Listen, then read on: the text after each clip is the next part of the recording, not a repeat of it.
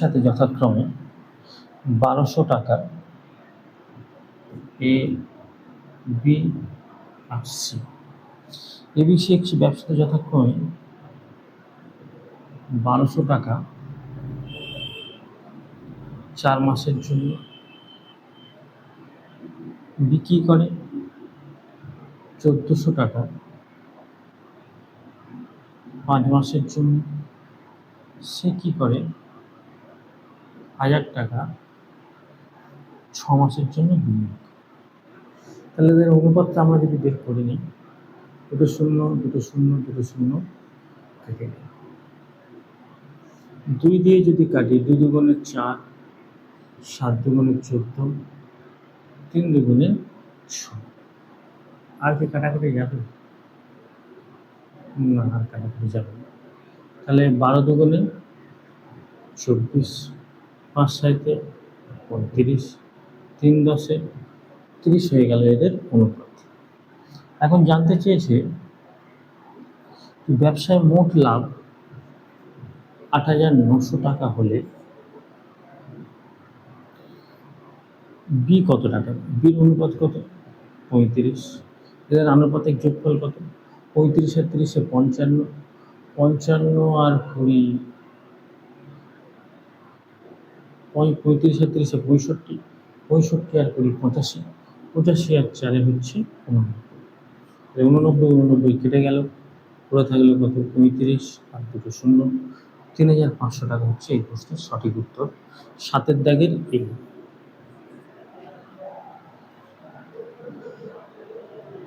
বোঝা যাচ্ছে বন্ধুরা? পরেরটা,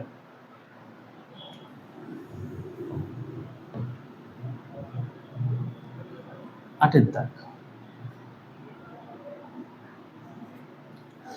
8 দাগ কি বলছে? 8 দাগ বলছে বরুণ 5,000 টাকা 1 বছরের জন্য। বরুণের ব নিয়ে নিই। বরুণ 5,000 টাকা 1 বছর মানে নিশ্চয়ই 12 মাস। ঠিক আছে, পুরোটাই লিখে দিই বরুণ। তারপরে বলছে তরুণ 8,000 টাকা 6 মাসের জন্য। তরুণ কি করছে?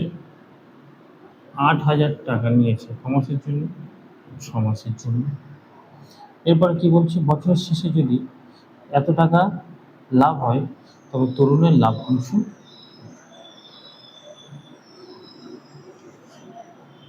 তাহলে এদের অনুপাতটা বের করে নিই। 3 শূন্য 3 শূন্য কেটে গেল, 6 1 6, 6 দুগুণে 12, তাহলে 5 দুগুণে 10 আর হচ্ছে 8 1 8, তাও কাটাকুটি যাবে। 5 দুগুণে 10, 4 দুগুণে 5:4 হচ্ছে এদের অনুপাত।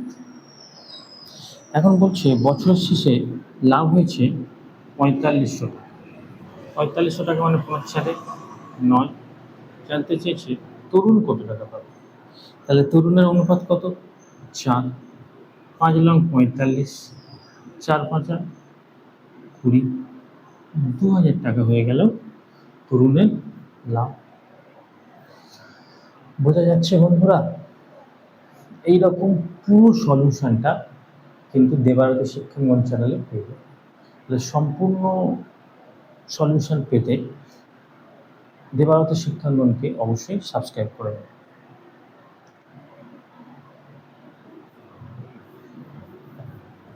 9টা চেষ্টা করো তোমরা।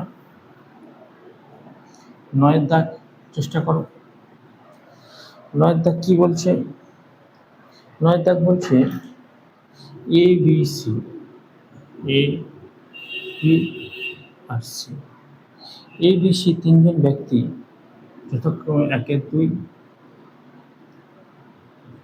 1 3 আর 1 4 অনুপাতে মূলধন বিনিয়োগ করে একটি ব্যবসা শুরু করে। আচ্ছা, প্রথমে যদি এটাকে আমরা ভেঙে নিই, তাহলে 2 3 4 12, 12 যদি হয় তাহলে 6 দুগুণে 12, 3 4 12, 3 4 12 এদের হচ্ছে পূর্ণ সংখ্যায় অনুপাত, বিনিয়োগের অনুপাত। এখন বলছি ব্যবসা শুরু করে 2 মাস পরে এ তার অর্ধেক মূলধন তুলে নেয়। তাহলে প্রথম দু মাস তো তার পুরো মূলধনটাই খাটে, এর দু মাস পরে অর্ধেক তুলে নেয়, মানে 3 টাকা থাকে, 6 টাকার মধ্যে হাফ তুলে নিলে 3 টাকা থাকে। এই টাকাটা কি করে, পুরো বাকি মাস খাটে, বাকি মাস মানে 10 মাস খাটে।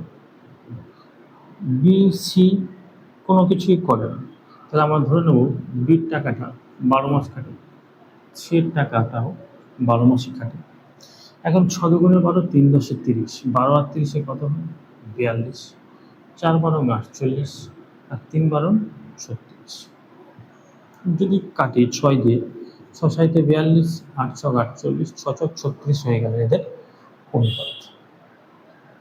এখন জানতে চেয়েছে 378 টাকা লাভ, লাভ হয়েছে কত 378 টাকা, তাহলে বি কত টাকা পাবে, বির অনুপাত কত 8, এদের অনুপাত 8 সাথে 15, 15 আর 6 কত 21, কাটাকুটি করলে 7 দিয়ে 3 × 7 = 21, 5 × 7 = 35, 4 × 7 = 28, 3 × 8 কত 54, 8 × 8 কত 144, তাহলে কত টাকা পাবে 144 টাকা। 9 উত্তর হয়ে গেল অপশন ডি। এভাবে করতে হবে। 10 দাগ দেখো,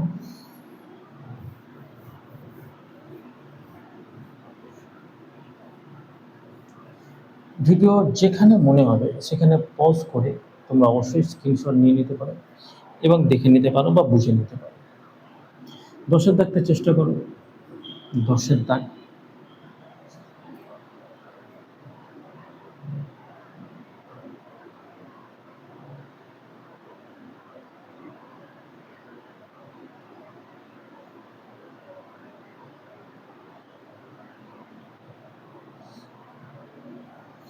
বন্ধুরা 10 দাগ চেষ্টা করো। 10 বলছে A B C, A B C, A B C 2:3:5 অনুপাতে 2:3:5 অনুপাতে মূলধন বিনিয়োগ করে। 4 মাস পরে এ তার মূলধনের 50% বাড়ায়। তাহলে এ প্রথম 4 মাস তার যা টাকা তাই খাটায়, 4 মাস পরে তার মূলধন 50% বাড়ায়, মানে 2 আছে, 2 এর 50% কত, 2 এর 50% 1, তাহলে 2 আর 1 কত হয় 3, বাকি 3 টাকাটা ক মাসের জন্য খাটে, বাকি মাসের জন্য খাটে। বি এর ক্ষেত্রে কি বলছে, বি এর ক্ষেত্রে বলছে 6 মাস পরে বি তার মূলধনের এত %, 33.13, তাহলে 6 মাস পরে প্রথম 6 মাস তো তার যা টাকা সেটাই খাটে, এরপরে 33.13 মানে 3 ভাগের 1 ভাগ, তাহলে 3 টাকা যদি 3 ভাগে ভাগ করা হয় ক টাকা করে থাকে 1 টাকা, তাহলে আরো 1 টাকা বাড়লো, 3 টাকা ছিল আরো 1 টাকা বাড়লো, হলো কত 4 টাকা। ক মাসের জন্য খাটে, বাকি 6 মাসের জন্য খাটে।